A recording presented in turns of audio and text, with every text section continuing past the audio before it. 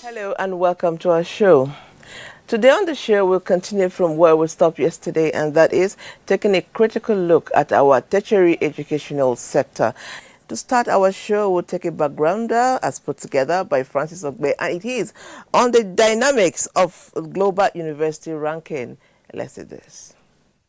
For several decades now, the Nigerian education sector has witnessed a steady decline, and stakeholders fear that the trend will continue if nothing is done to arrest the situation. Looking at the tertiary education, for instance, the national sensitivity that has greeted the recent 2021 ranking confirms that the performance of Nigerian universities in the global university ranking is an issue that calls for serious concern. Globally, a lot of, especially international students, or even national students, use the ranking to determine where they want to study. And people who want to, institutions who want to endow funds, use that ranking to determine where they want to put money. You have two important ones there. You have the QS ranking and you have the academic ranking of world universities. They have different indicators. But when you look at those indicators, you will find that it's difficult to find those indicators in Nigerian universities. One, for the academic ranking of world universities, they look at the quality of academic outputs from those universities. Again, they rank the universities based on the publications in two internationally recognized journals, Nature and Science. So those are the two different journals. And if you don't publish in those, if your faculty don't publish in those journals, then you can't favorably feature. The increased number of universities has not led to improvement in the standard of education in the country over the years. Therefore, it is time to rethink university education to make it fit for meeting present-day challenges. Before, you would tell somebody, oh, you have a PhD, if you don't publish, you perish in the academic system. Yes, but you must eat. Your needs have to be addressed. There are basic things you have to provide for yourself. If you are hungry, you cannot do research. If you are poorly taken care of, you cannot really do research. If there is a fund I can access now to do a study on any particular area, I can spend my time doing that research. I will go and access funds there and do it. But you don't find such opportunities existing. So it's difficult. And in the university system, for you to do, many of the lecturers have ended up depending on their students to come up with ideas to start research. Then since they are supervising them, they want to be listed as co-researchers. The issue of preferential treatment in education has been brought to the fore again, as some have argued that the classification of some regions as being educationally disadvantaged makes some students lazy. If you have preferential treatment, you will not work hard. And I think that is also an albatross to the educational development of this country. Provide enabling environment, let everybody compete. You don't make it, even if you want to put such a system in place, it should be just for a time being. You give a timeline within which it should run, not to make it permanent as if you want to have undue advantage. Preferential treatment on the basis of catchment area, educationally disadvantaged, or whatever you call it, or VC's list. It can be useful, but it shouldn't be permanent. There is also the issue of inadequate funding. Today in Nigeria, Many institutions cannot build lecture halls, student hostels, equip laboratories and workshops, offer research grants, allowances, and medical bills. University anywhere in the world has been able to fund itself 100%.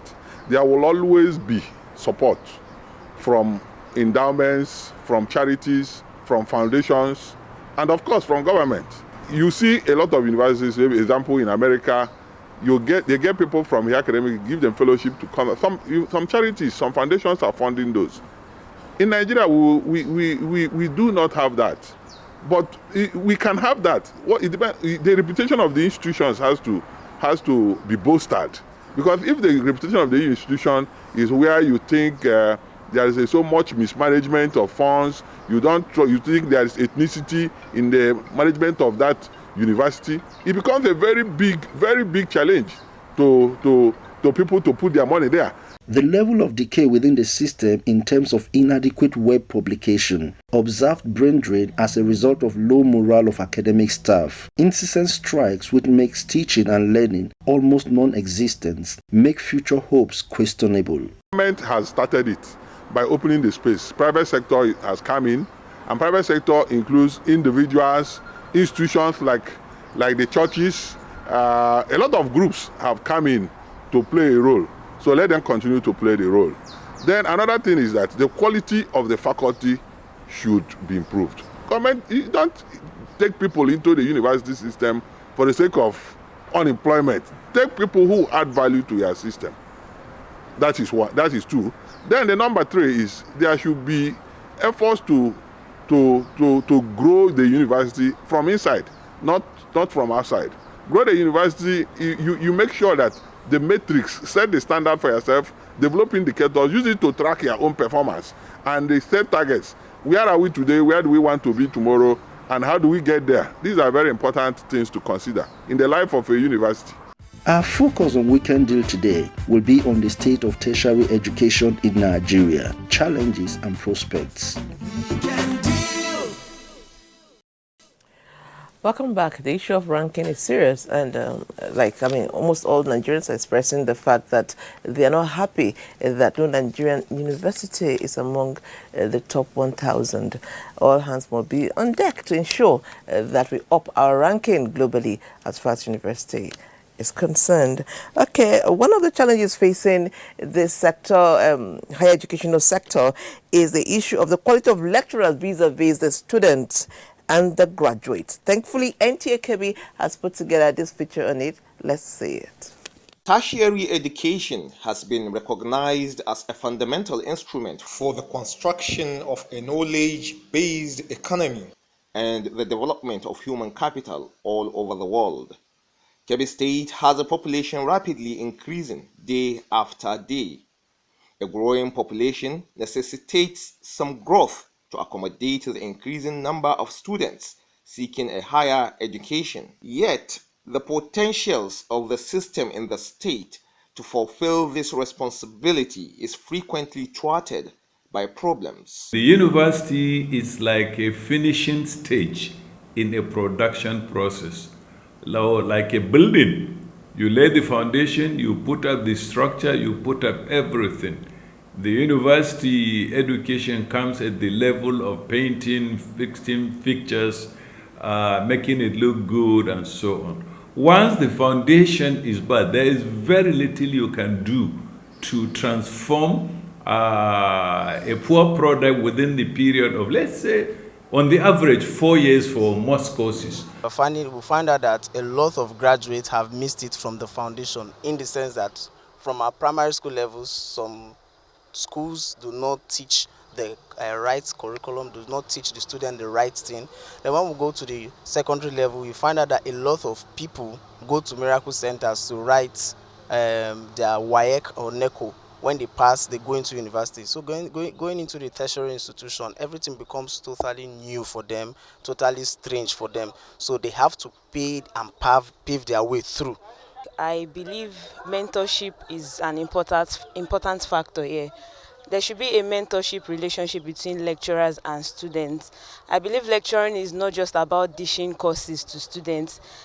Through lecturing, a lecturer should be able to detect students with weak academic abilities, and help them through. Despite the importance of lecturers in the attainment of good education, institutions of higher learning are short of lecturers to adequately handle teaching and learning activities. If it because of the constant brain drain of brilliant and most talented lecturers to other sectors of the economy, or poor recruitment policies. The missing link has to start with quality training from the word go. Quality assurance throughout. We don't just allow people to teach, we should have continuing quality control, continuing evaluation, so that, and then we stop laying emphasis on grades. Rather, we should pay more attention to learning outcomes. It's not what grade you have got, it's what has it changed in you. Welcome back. Joining the conversation now is the House Committee Chairman on Tertiary Education, and I'm talking about no other but Honorable Aminu Suleiman Goro. Sir, you're welcome to Weekend Deal. It's my pleasure, Yes. and I'm happy you having me this morning. Okay, sir. We've been talking about tertiary education. Does it, as the chairman, House Committee on Tertiary Education, are you bothered that no Nigerian university is in the top 1,000 of the ranking, global ranking of universities? Are you bothered? Does it worry you? I don't want to subscribe to the word bothered. I would rather say I'm a bit concerned. While not completely dismissing factors responsible for this ranking, one would have hope that there is an avenue for exchange of ideas as to know the basis upon which this ranking was arrived at. I know that there are a number of indicators through which these conclusions are usually reached.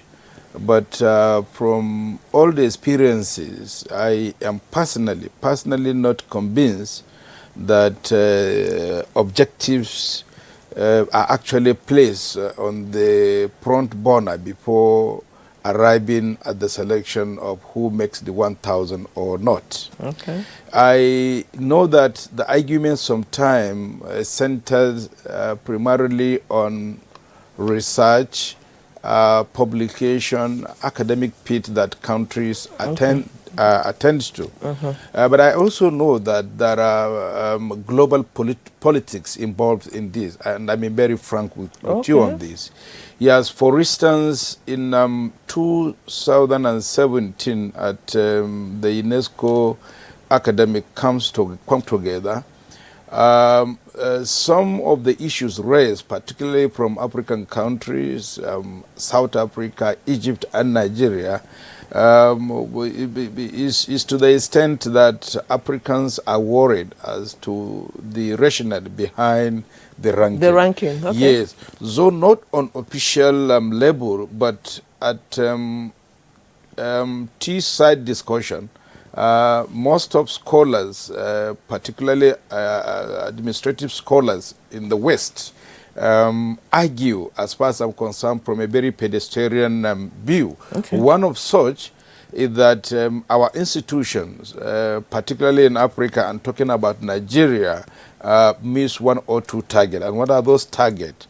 They judge us, among other issues, is that they take into cognizance the number of foreign scholars in a country.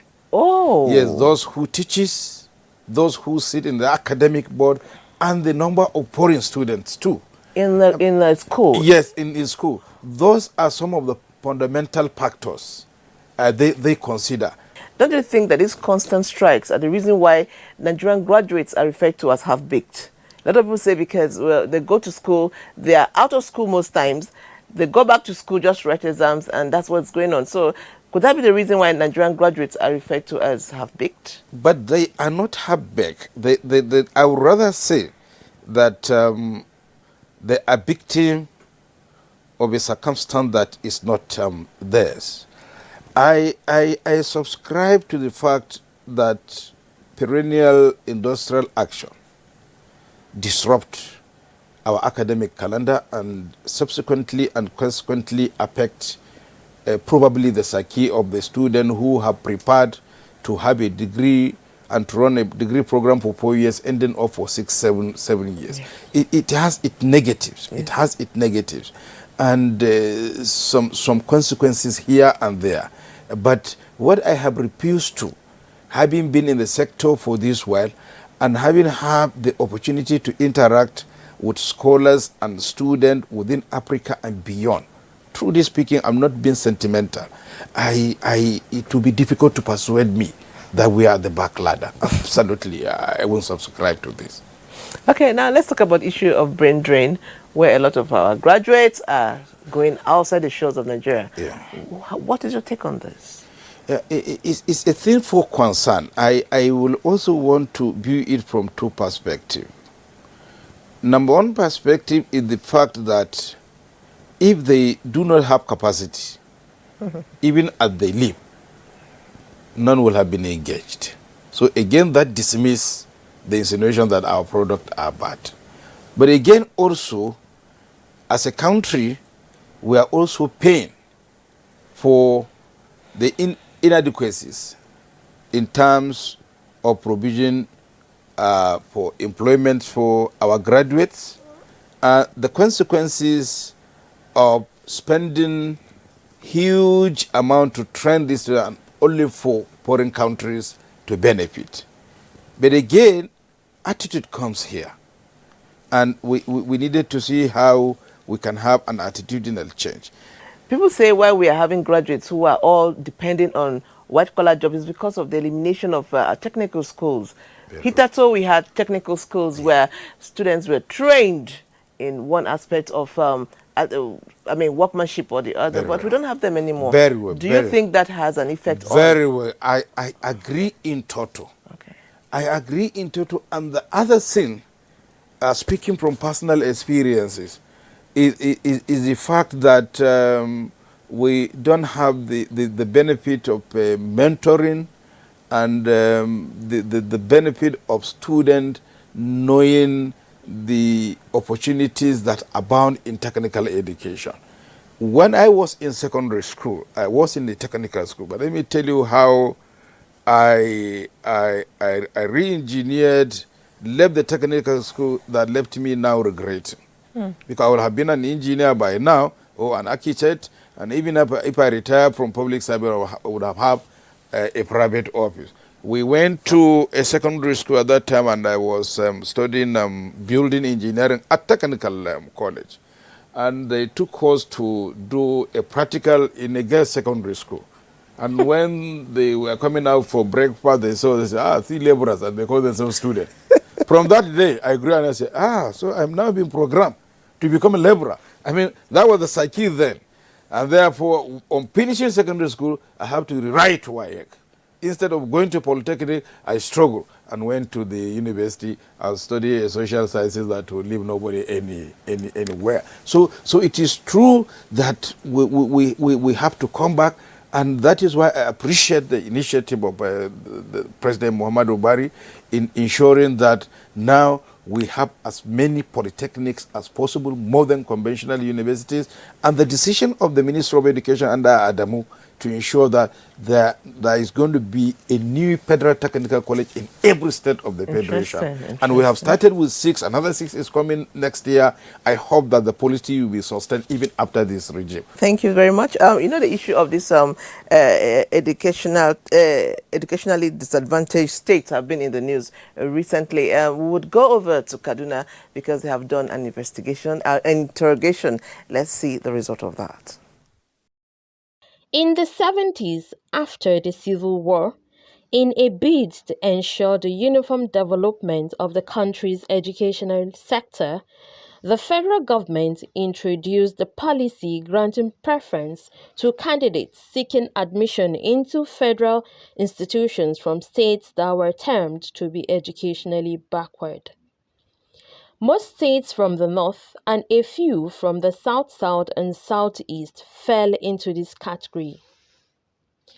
Stakeholders decided that 20% of those who met entry requirements into federal universities would be reserved for the candidates from the educationally backward states, 35% based on catchment and 45% based on merit.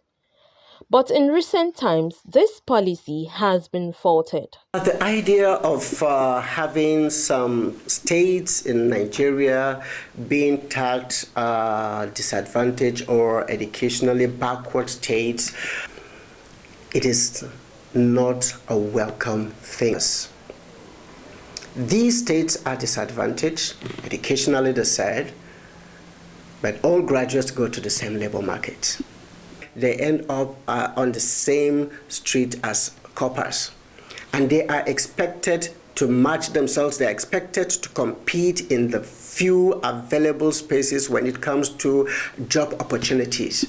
So that is not supposed to be. What I am thinking is, if this is scrapped, there are no states in this country where we don't have professors coming up, where we don't have professionals. You use a criteria in such a way that they are using a uniform curriculum. Not only using a uniform curriculum, they are using a curriculum that is established by the law, that is really used to assess the participation of the students in all the subjects they are supposed to be majored. So that is just it. They may be backward in attaining the result, the criteria set by JAM, but not the criteria set by the curriculum we are really running in this country. And when you look at some of these things, you will find that our universities, our polytechnics, our colleges of education have come of age. They can be able to run their own examinations. They can be able to assess the students they want to take. They can be able to arrange a kind of criteria for admission of their students. Prospecting candidates and students also express mixed feelings with regards to the educationally backward states, as they say being tagged to belong to an educationally backward state is derogatory to them. For me, I think it should be scrapped because, like in the eastern states, they all feel like, yeah, they are more intelligent than us, we the northerners, and that they always feel, okay, maybe in, let me say, in a position, they always want to be first because they think that they have the higher capacity, or will I say they have the knowledge to be there. And they always look at us, they always look down at us. It should be scrapped. It will help us to feel that wherever we go, we are the best. I advise that it should also be scrapped in the sense that there are some of us in the north that are very intelligent, that know what they are doing. Not everybody in the north does not know what they are doing. If they can at least do that, it will boost the morale of those students. Although, if critically looked at, the policy has the tendency of uniting the country, it is necessary that this policy is reviewed, especially with regards to states that are tagged to be educationally backward. Welcome back. Our guest is still in the house. Honorable, what is your take on this educationally backward states or disadvantaged states? Well, I think those who contemplated this policy in the past must have their reason. Few of them is to enable those who have not embraced Western education to be able to catch up. But I think 30, 40 years on would have been sufficient for us to say we have to level the ground, and I think I subscribe to this. Absolutely, there is no basis for this classification any longer. However, there are two issues, two distinct issues. Educationally disadvantaged, and of course the issue of the catchment area. I mean, this is one of the burning issues at the moment that JAM is trying to tackle by trying to also label this. And I think we need to be very, very careful on this. Moving on quickly, one of the challenges of our higher education in Nigeria is funding, but they're establishing more universities. Why is it so? Yeah, first, the yearning for more institution of higher learning, not only university, baffle even myself. As chairman of the Committee on Tertiary Education, between 2019 to now, we have bills for establishment of our institution, 102. Requests, 102. 102? Yes. Bills that have passed first, second, some third read. But we can't even fund the existing ones, Honorable. Now that is the question. Sometimes I engaged my colleagues, and most of them tried to rationalize, and that was why then our committee and also the Minister of Education met over this issue. And at a particular time, I do remember that the Minister of Education was worried. He's a chairman. You keep churning in request resolutions bill. From the House, 102. We have many from the Senate. How do you think it's going to be feasible for government to establish all this? Government is doing the best through the Tertiary Institution Trust Fund to ensure that infrastructure, condition for teaching and learning, research, and remuneration of staffs in our institution of higher learning are being taken care of and enhanced. But again, I agree, completely agree with you. The yearning for higher education is almost making all these attempts nonsense because they are like zero behind decimal point. And again, it now questions the rationale behind creating more institutions of higher learning. The answer is for government to pause and encourage private participation. I agree. That is the answer. So that we will be able to cater for the ones we have. ASU in particular is continuously averse to creation of additional institutions, and they are correct. They are the only one who will have courage to argue along that line. I may not be able to, for political reasons. I can't say you cannot. You cannot create more. But those who have ceaseless voice can be able to do that. Okay, you have messages here, but before we go into our messages, one of the challenges of higher learning in Nigeria is insecurity. Let's see this report by NTA Abuja. Insecurity in tertiary institutions is a social problem that cannot be overemphasized because of its far-reaching implications and direct consequences on education, the economy, and society in general. Insecurity forces students in tertiary institutions to graduate without covering the stipulated scheme of work for the time due. Hence, the graduates produced end up not having requisite knowledge and skill to operate in the labor market. I have been privileged to visit 78 Nigerian universities and related directly one-on-one with about 7,000 lecturers. I've interacted with the students in their hundreds of thousands as well in the course of my work. And in it all, I see that there's something to panic about. Because when you talk about security in the school, you have to look at security from two perspectives. The security of the general security in Nigeria, that is the kidnapping and all those sorts of. But in the tertiary institution, there is also the security of cultism, which is a product of the internal system. That way, the vice chancellor, who is supposed to be the security guardian of the space, is not competent to take the decision.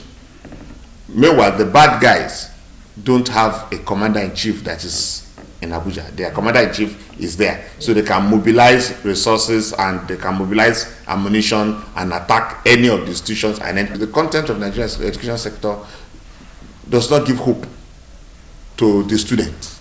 And they cannot see a pull that is pulling them towards something greater in the future.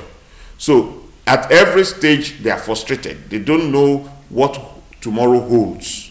So they can get involved in crime. You can see the girls going to do prostitution and all those other things. Why? Because they cannot see a future. Most of these universities, they have their security set up, but most of them are due to the influx of drugs and narcotics and other related materials. The academic leadership give more emphasis on the learning aspect only. The character things is another thing. If you look at our setup today, you see a lot of nasty things going within the university. Nobody cares to talk about it. People believe these children, they are on their own. According to reports, about 800 secondary and tertiary students have been kidnapped in coordinated attacks by terrorists and bandits in the last 6 months around the country. Institutions of higher learning have not been spared the terror attacks of Boko Haram, which represents the biggest insurgency this nation has faced since independence. Just like Aranemoda Polytechnic was closed just about 3 weeks ago because of the insecurity. I have a son there, and I was just called impromptu that the school should close. So I was not even prepared. I have to borrow money for his transportation back home. We have insecurity in so many areas in our universities. We have insecurity with our lecturers. Even while you're still in the hostel, people are under serious tragedy of fear because of kidnap and a lot of things. You know, the security level generally in the country has deteriorated, and even in tertiary institutions, some of the students are not so lucky to come back alive. Others are unfortunate, they are lucky to come back alive, but they fall ill because of the kind of treatment meted out to them. Yeah, the complaints vary from one school to another. The issue is that, like for example, you see a lot of our students, especially the female folks among them, you know, most of them are being raped, you know, most of them, they undergo a lot of molestation through the court activities, you know. Most of them, they are not financially even secure to be able to enter the school themselves, and because of that, you know, their money is never secured even to focus on the education of which they come for. The Nigerian tertiary educational institutions are established with the aim of giving a student very sound and qualitative education. But the impact of insecurity has shown that many of these institutions are finding it increasingly difficult to achieve these goals. Interesting, but you have so many messages and time is running out. So let me read some. First one is from Mohammed in Kano. He says, Honorable, with the ranking of university now, let the federal government do the right things at the right time. Ismaila Mohammed Kano. And then another one says, Honorable, the foundation is faulty from the primary to the university. Inspectors combined with security agencies should crack down on the miracle centers and university teachers who charge money to pass students. Then standards will be restored. This is from Reverend Udo. Okay. The following reasons can be attributed to the fallen standards of our educational system: poor funding, poor payment of lecturers, frequent strike, lack of reading culture on the part of our students, policy and all that. I'll quickly respond to this. We have so many messages, I can't take them. Well, from the little that surfaces here, I appreciate that the watching public are alive to their responsibilities. For me, this background enriches one knowledge and give us a basis for us to go back and do reflections. Very many of the suggestions cannot just be dismissed. It's true there are issues of funding. You cannot dismiss that. There are issues of attitude, which I have also raised. There are issues of approach by the students themselves and even by teachers who corrupt the system to pass those who are not supposed to be passed, and by our own students also who have been overwhelmed by approaches to education. I think these are very fundamental factors that definitely will assist us if we have to sit down and make some review. I feel personally encouraged that Nigerians are not only watching, but they are taking part. Yes, in the sense that, you have so many, and more messages are coming in. But we can't take it all. And thank you for your time. We've come to the end of this interview. We just keep praying that as you continue to head your committee, good things will happen for our higher education. Thank you very much. We've just been speaking with Honorable Aminu Suleimangoro, the Chairman, House Committee on Tertiary Education. So thank you so much. Our next guest is actually the Registrar and Chief Executive of Teachers Registration Council of Nigeria, Professor Josiah Olusegun Ajiboye. He'll be here, sir, to continue where you stop. We're going to break. When we come back, we meet the prof.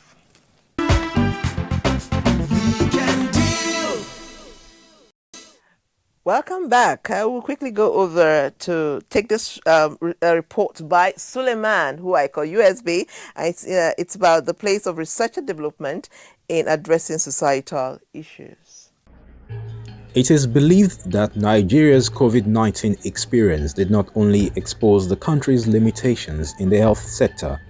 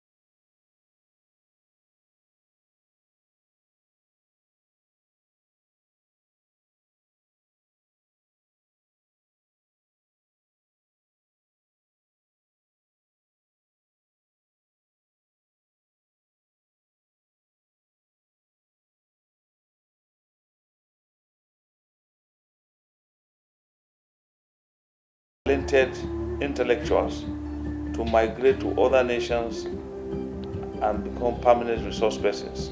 the success of world's leading and emerging economies are tied to their ability to successfully link education and development through unrelenting investments in research and development. Earlier this year, President Muhammadu Buhari approved 8.5 billion naira for research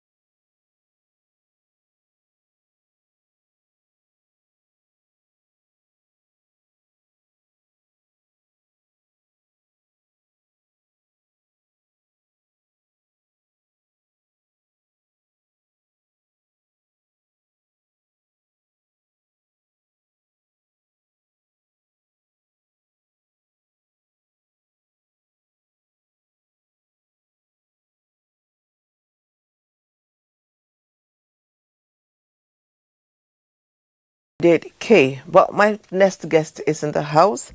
He is Professor Josiah Olusegun Ajiboye, Registrar and Chief Executive, Teachers Registration Council of Nigeria. Sir, you're welcome to the Weekend Studio. Thank you very much. It's my pleasure to be here. Okay, pleasure is all ours. Now you've been following our conversation and it's all about our higher education. No, very interesting. And some people have come out to say that part of the problem is the quality of teachers or lecturers.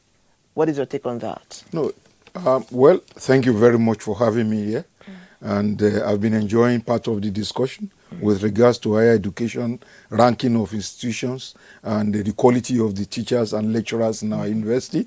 I believe very strongly that, yes, if you look at the number of lecturers with PhD in Nigerian universities, that's the first challenge that we have. We look at the number of universities we have presently and look at the number of lecturers that have, PhD on their stable. We still, don't have the sufficient number.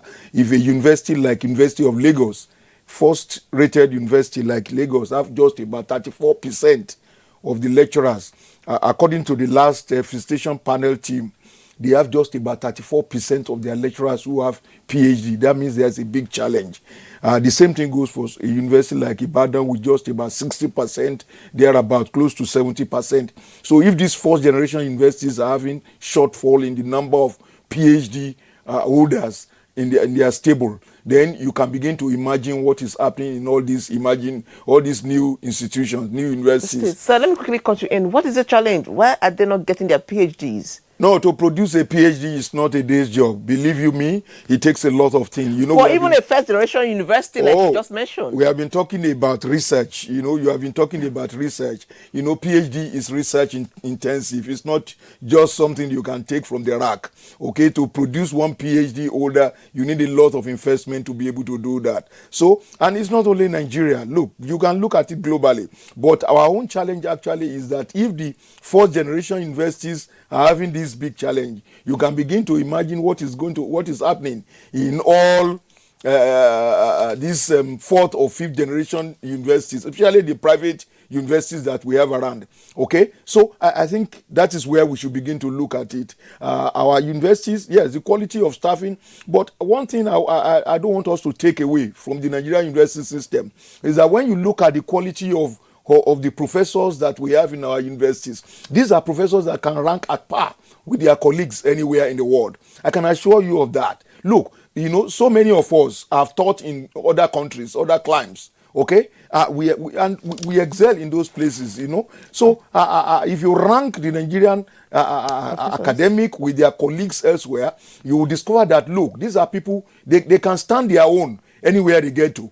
Anywhere they get to in the world. Well, are these new universities supervised? At times I'm worried about these universities. Are they up to standard? I won't come out categorically to rate universities. But when a new university is being established, they are always attached to established institutions around them, okay, to be able to monitor them, okay, to mentor them. Actually, so I believe very strongly when you have these new universities, they have a period of mentorship that they go through with established institutions. So I believe very strongly that they will be looking at what they do there. So don't let us begin to look at whether they have. Yes, there will be challenges here and there, because if the first generation universities, second generation universities are having challenges in terms of quality of staffing, we will we'll be deceiving ourselves to say that we will not be having such greater challenges in all these new universities. But what we need to do as a country is to be able to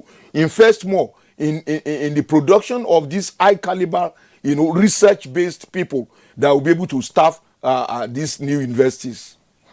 Interesting. And then still talking about teachers, people say that whatever we are saying at the higher level, it's started from the primary and the secondary. Definitely. Please talk a little about that. No, you are correct. It's like computer, garbage in, you garbage out.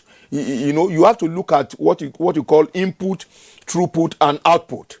Okay? When you look at the quality of students you are going to get at the tertiary level will depend largely on the quality of students that you have at the lower level. And that's why every country normally focus on the quality of education at the basic and post-basic level is very critical. Because, look, it will translate to the quality of graduates that you are going to have eventually.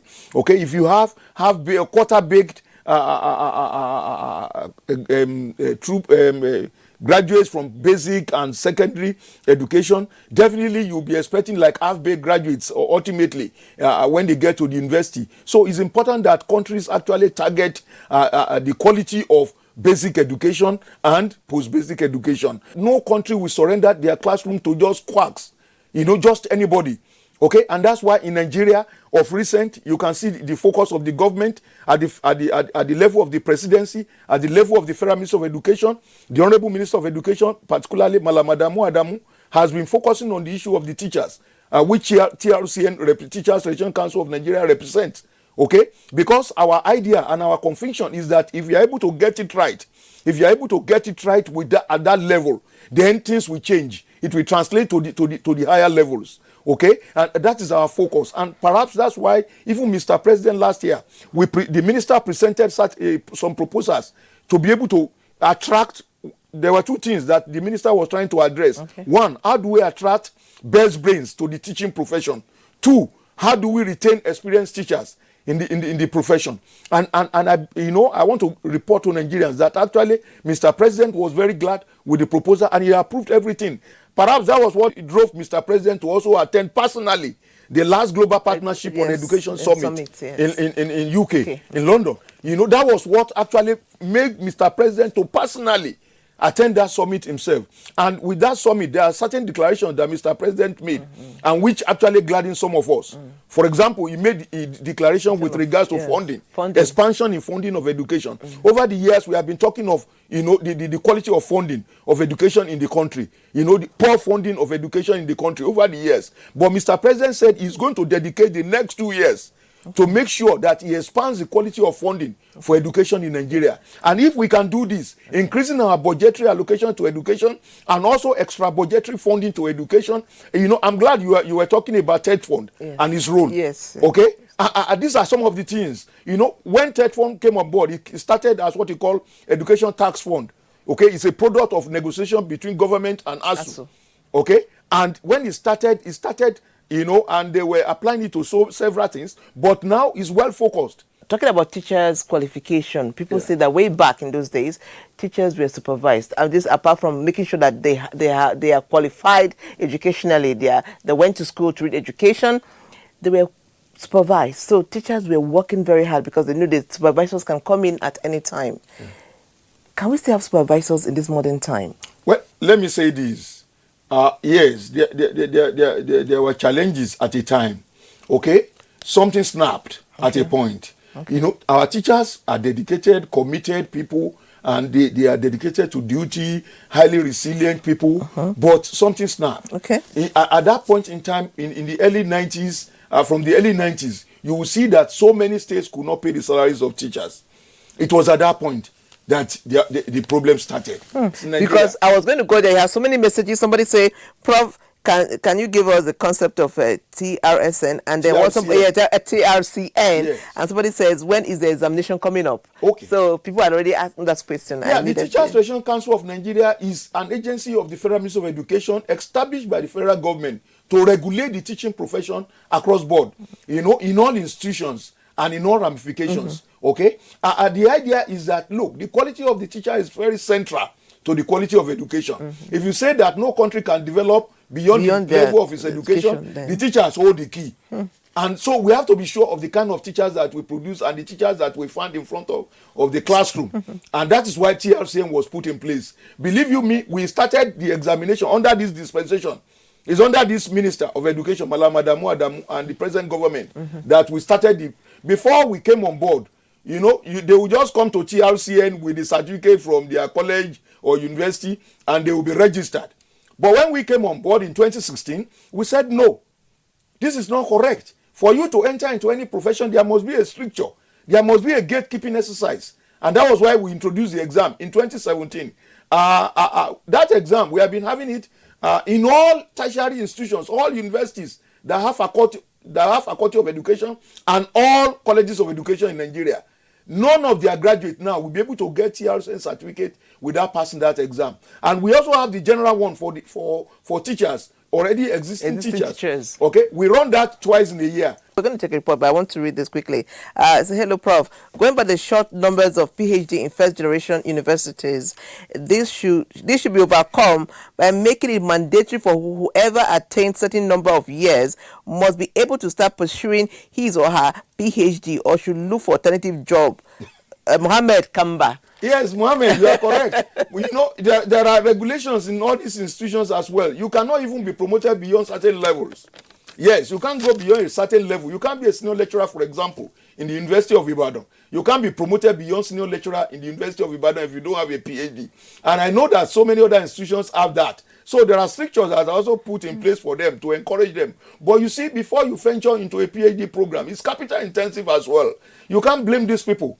You can't blame them. They need support. And we are glad to say that, look, the Tertiary Education Trust Fund, the TED Fund, is actually funding a lot of our lecturers to even go outside, to go and get their PhD. And also even locally in Nigeria. Oh, Prof, our time is running out. But let's take this feature by Charles. It's science and tech-based education as the way to go. Yeah.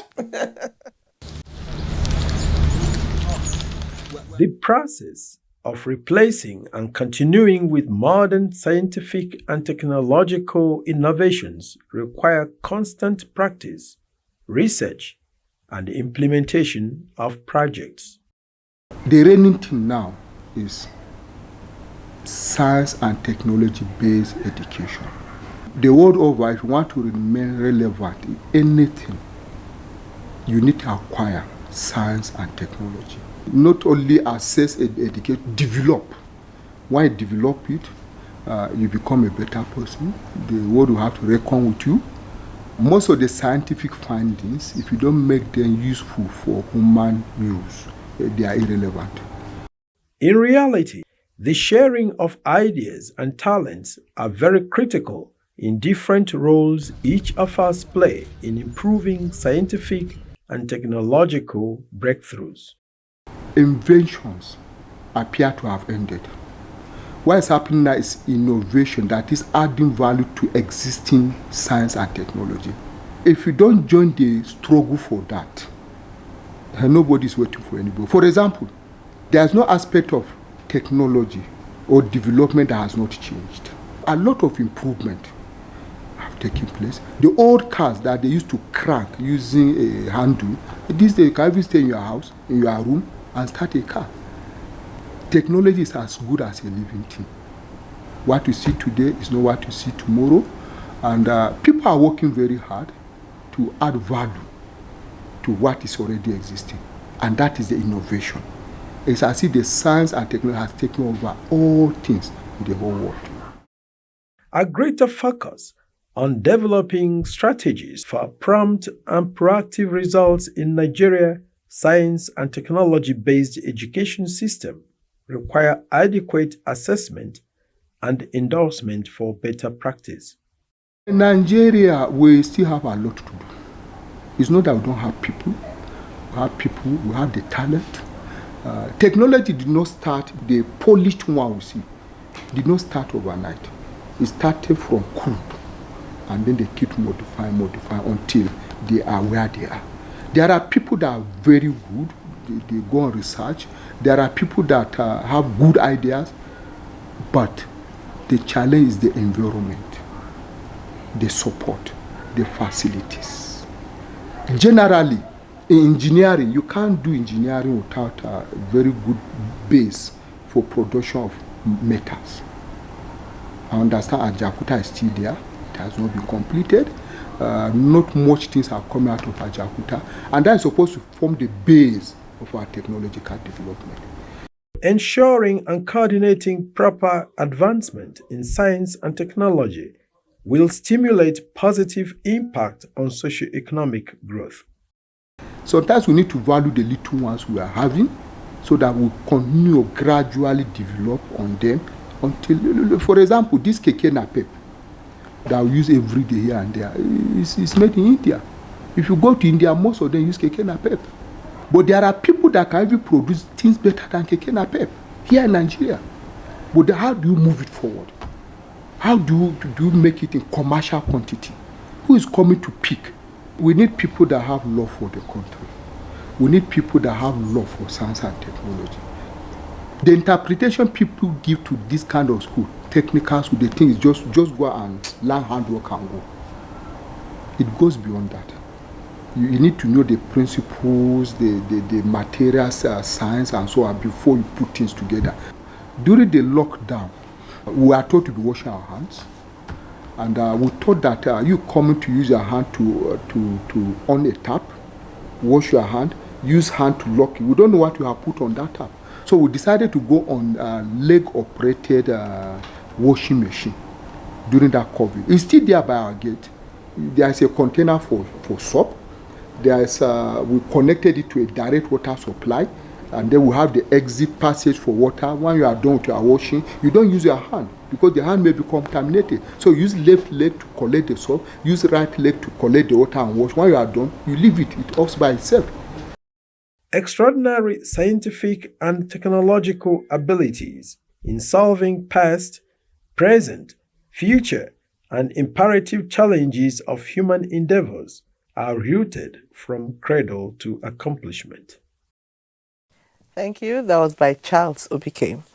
This technical education thing is also very critical. And I can tell Nigerians that apart from teacher quality, the Honorable Minister Malamada is very, very passionate about the issue of technical and vocational education in the country. From the level of the presidency, there was a committee that was set up on what we call identifying skill gaps. Yes, it's very, very critical. Very, very critical. You have to know the skill gaps that we have so that we'll be able to provide the necessary remedy. Okay, at that committee, I think it's been headed by the vice president. For you to know, it's a high power committee. One of the major mechanisms by which you can address them, apart from the teachers, is the curriculum. Okay, we use the curriculum to retool the education system, and the curriculum we have to be at par with the realities in the society. And so government is focusing now, using the NERDC, Nigeria Educational Research and Development Council, to look at their curricula once again and bring it up to date to reflect 21st century skills. Wow, thank you, Prof. We have so much to say, and you have told us so much. It's been a pleasure speaking with you. We've been talking to Professor Josiah Olusegun Ajiboye, Registrar and Chief Executive, Teachers Registration Council of Nigeria. We are running out of time, Professor. I know you have so much to say. Thank you so much for staying with us from the beginning to the end of the show. As we come your way next week, God continue to bless us all. Goodbye.